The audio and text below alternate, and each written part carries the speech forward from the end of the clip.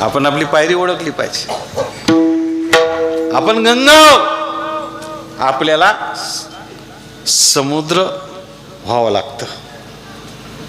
आणि ज्याच्यामध्ये आपल्याला जायचंय ते मी नाही होऊ शकत. जीव परिच्छिन्न अशा प्रकारचा आहे. त्याच्यामुळं परमात्मा हा व्यापक आहे आणि परमात्म्याकडं आपल्याला या जीवदशेतून शिवदशेला जाण्याकरता आपल्याला निष्काम असा परमार्थ करावा लागतो. आणि निष्काम परमार्थ येड्या गाबाळ्यासारखं नाही करायला लागत. असं कशी परमार्थ करायला लागले तर पोरं बरे आहे. इथं धोत्रावर मला दिसले 2-3 आहेत उभे असे. नवीन गाव आहेत, तुम्हाला आपलं काही कल्पना नाही आहे आणि संप्रदायाचं तुम्हाला जास्ती ज्ञान नाही आहे. त्याच्यामुळे असं सगळं चालू आहे.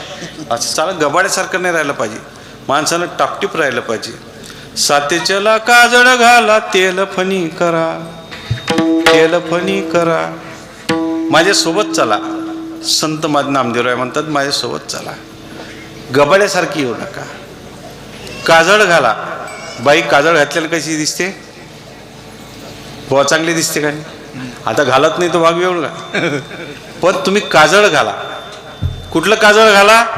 ज्ञानाचं काजळ घाला. गबाड्यासारखं नका घालू. काय ज्ञानांजन एक वेळा, कृष्णांजन एक वेळा.